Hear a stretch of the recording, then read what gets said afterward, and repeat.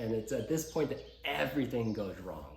I am now doing something that is unsafe and is very much not allowed.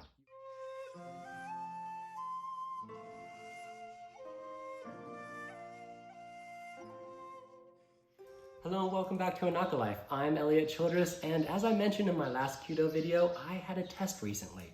So in this video, I'm just gonna do a full critique of my test, and I'm really glad this one got videotaped because it did not go as planned. So for those of you who don't know me, I'm a JET program ALT living in an old samurai town in Shimane Prefecture, and I do videos on things like Japanese culture, life in the Anaka, and just random hobbies that I've picked up since getting here. So if that sounds interesting to you, big dragonfly over there, if that sounds interesting to you, I hope you stick around and I hope you enjoy the video. Now I said all this in my last kyudo video, but just as a quick recap, there's a lot of kyudo videos on YouTube, but unfortunately most of them just focus on the mental side of kyudo. And while that's important, there's a lot more that happens in kyudo. And so I just want to use this video series as a way to do my part to fill that gap in the technical knowledge of what's actually going on when people shoot. But I just want to make very clear, I'm not a kyudo master. I'm just a trainee, and I can only point out the things that I blatantly do wrong. If you are a kyudo master and watching this video, feel free to leave a comment telling me all the nitpicky little things that I'm doing wrong. I would genuinely love to hear from you. But with all that out of the way, let's get on to the critique.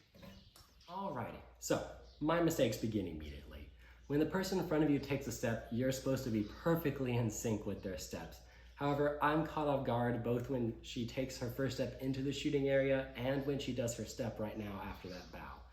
Luckily, I'm able to get in sync with her steps pretty quickly after that, but her stride length is a lot different than mine. And let me pause the video. That's no fault of her.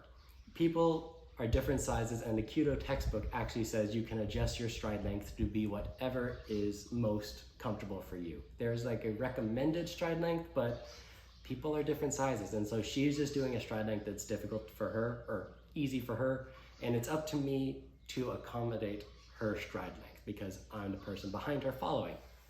And so that's something I'm not used to. I practice alone 95 to 99% of the time. And so I have just gotten into my own stride length, and it's very difficult for me to adapt. And that's nothing wrong with her. That is a problem that comes with me and the fact that I'm not used to practicing with people. And so this test is actually my first time doing a test with other people. I am stressed about that, and there's a lot of just different things going on that's making it hard for me to concentrate on making a good shot because I'm spending all of my energy worrying about what's going on around me and making sure I'm in time with that.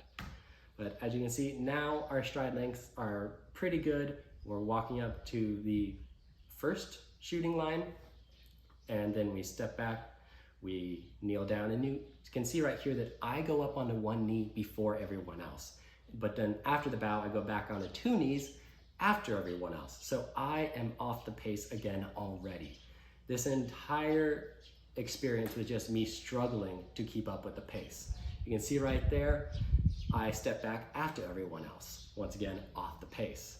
This part we all do pretty much in harmony. That all looks good. You're supposed to do it all, basically it's supposed to look like synchronized swimming. And then at this part, she's doing this much faster than I'm used to. She's knocking her arrow and everything, and I'm having a hard time keeping up with how fast she's doing because I do it a lot slower. That brings me to another point I want to talk about. Kyudo is supposed to be done in harmony with the breath. And so when you do a movement, you're supposed to breathe in. When that movement concludes, you breathe out. And I found out I actually breathe 20% slower than most, or at least the people that I timed and compared to the time of my breath. And so that means that when I'm moving in what I think is in accordance with my breath and harmony with my breath, I'm off the pace of everyone. But when I'm moving at the pace of everyone else, I'm breathing extremely quickly and it feels like I'm hyperventilating. Once again, just adding to the whole stress of the situation. That's nothing bad with what's going on with the people around me. That's just, once again, I need to practice with other people in the room just because I'm not used to this situation. It's all brand new to me. Let's just continue here. That all looks good.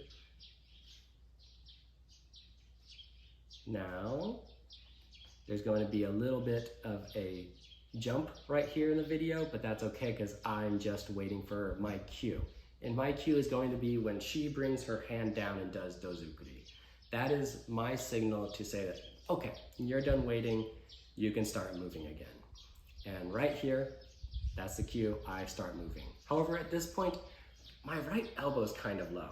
Kind of a nitpick, but I feel like it should be a little more open. It's something I've never been corrected on, but I just feel like it looks weird. Here, the arrow is signifying that I do my looking different. Can't see her face, but she looked forward and down. I looked down like this. Oh, I need to pause the video again. Sorry. There's so many mistakes for me to talk about that I don't have time to do it in real time. So that last arrow right there was that I did not spend near enough time in Dozu. I went down, I went immediately back up. I should have taken more time to make sure my body posture is correct, make sure everything is going fine before moving again. However, because I'm so stressed from the high speed movement of this test, I just am thinking, I gotta go fast, I gotta go fast, I gotta make sure everything is in time with what's going on around me, and that causes me to move a lot faster than I'm comfortable. However, at this point, I am getting ready for my shot. I can start moving at a speed that feels comfortable for me, aka slowly. And so I'm starting to relax again. I know that at this point, I'm in my element. I can just start doing things the way that feel right for me. And then my next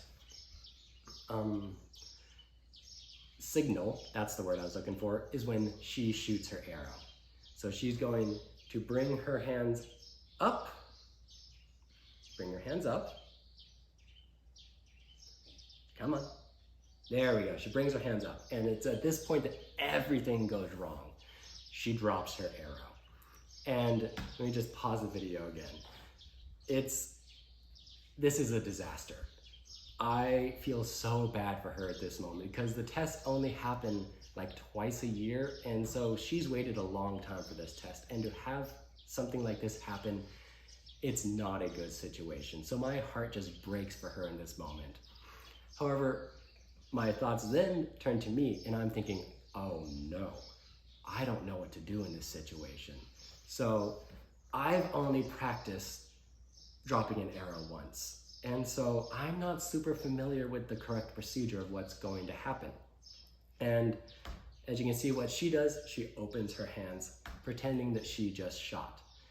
And from what I remember from that one time practicing drawing an arrow, that was not the way I've been taught. And so let me just show. I actually talked to my teacher after this. He once again confirmed this is not the way I've been taught. And so it was okay for me to be out of my element in this situation. The correct procedure from what I've been taught is to spin your bow around and then bring your hands down.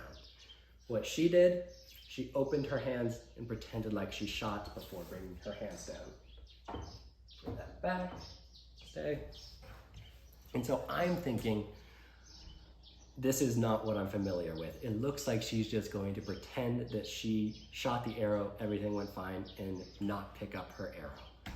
And so that leads me to start going along with the preparation for shooting. I'm getting my hands ready. It all just looks normal still from my peripheral vision. I'm getting ready to shoot. And then I'm going to look along the target because I'm just focusing on my shot. It's at this point that I realize her body is moving from where I feel like it should be. And then I realize she's actually going to go through the rest of the procedure to pick up the arrow. And I'm freaking out because I am now doing something that is unsafe and is very much not allowed. You are not supposed to be preparing to shoot while someone else is in front of the shooting line. That is just blatantly wrong. And so I'm freaking out. I think, what do I do? And it feels like an hour I'm thinking. I'm like, I gotta do something. And what I decide to do is I'm going to look back at my string because that's signifying I'm not ready to shoot yet. And so I decide I'm not gonna bring my hand back down to where it should have been while waiting for her to do her shot. I'm just going to leave my hand there because I don't really know why I thought that. I guess I was thinking that'll be too much of a dramatic movement in a back pedal and it'll look weird. I settle for just looking back at my string and showing that I'm going to be safe. I'm not going to shoot at the target while she's in front. At this point, she does her bow. When you drop an arrow or make any sort of mistake, the bow is the signal to say, I have remedied my situation. The people behind me can then proceed with their shooting. And so it's at this point when I see her bow that I then look back at the target and raise my bow and get ready for my shot. And then this arrow, let me just pause again. I'm sorry about all the pausing. I got a lot of mistakes to talk about. So it's kind of hard to see from this camera angle, but my arrow is pointing a little bit up. That is called bird hitting. You don't want to do that. It's basically the idea that if you were to accidentally release the arrow at this point, the arrow would go over the target and into the trees and hit a bird. You don't want that. You want the target, if you were to accidentally release, go towards, or you want the arrow, if you were accidentally to release, to go towards the target or into the ground. So you want the arrow to be horizontal or just a tiny bit below horizontal. That's what's considered proper practice. I'm not doing that. And then this part, my bow during the release, it does not spin around fully. That's not great, but it's not the end of the world. The end of the world was the fact that I struggle with my release. I don't know if I'm gonna pause. I'll talk about my release later. Right now, what I wanna talk about is the fact we had 4 people shooting. Normally in kyudo, you shoot in a 5-person group. So the procedure for 4 people shooting is you basically pretend that the third person does not exist. So normally after the last person, the sound of their string releasing, that's the signal for the first 3 people to raise their bow and begin their shooting technique. However, for us, because there were only 4 people, only the first 2 people, me and the girl in front of us, we raise our bow.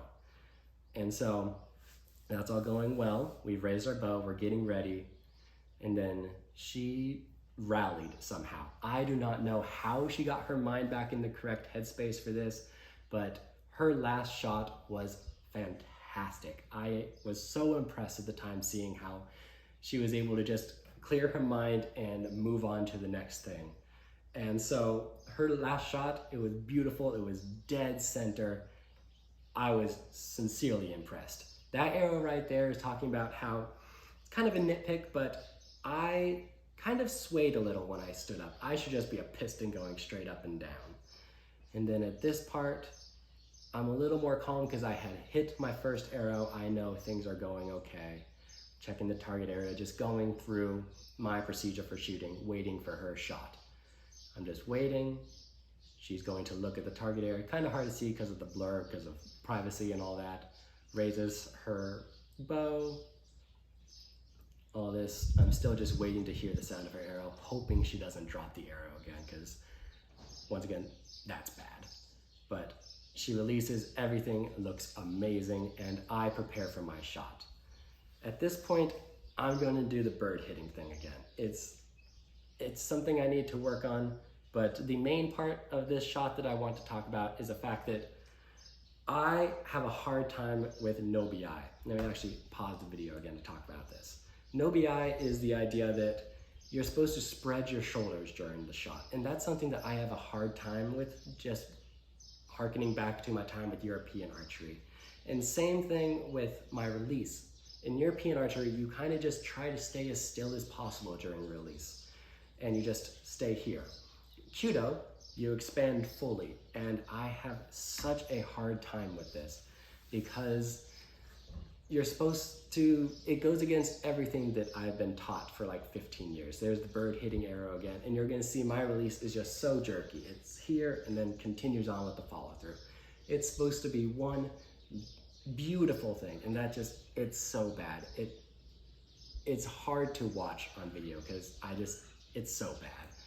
But I got very lucky with the placement of my arrows. So in your Sandan test, you have the target. It is a wooden ring with paper stretched over it. You're supposed to hit one of those arrows into the target to pass, or at least that's one of the criteria where if you don't hit one of those arrows and you miss both, it's an automatic fail.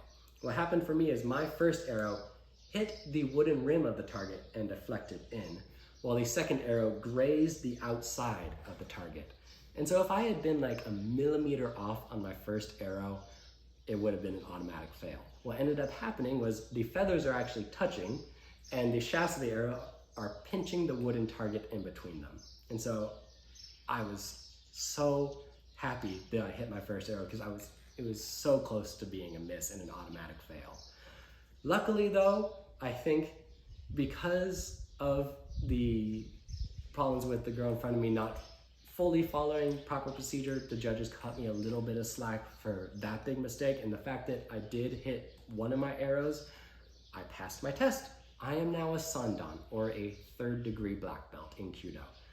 Sounds kind of weird to say considering how many mistakes were in this video, but I'm now considered a 3rd degree black belt. And so yeah, that's the end of the test critique. I hope you learned something. I hope you now understand kyudo a little bit more. And once again, if you are a kyudo master or just someone that knows what's going on in kyudo and you see something that I did wrong that I didn't mention, please tell me about it in the comments. I would love to learn from you because all of my instruction in kyudo has been 100% in Japanese. And that's a language that I do not speak very well. And so there's lots of things that I don't know I'm doing wrong. So if you see something, please tell me about it. I would love to learn from you. So I hope you liked this video. I hope it earned your like, and if you really liked it, I hope it earned your subscription. And if you did, glad to have you on board. Either way, glad to have you along for the ride of this video. I hope you learned something. And I hope to see you in the next video, but until then, I hope you have a great rest of your day. Bye.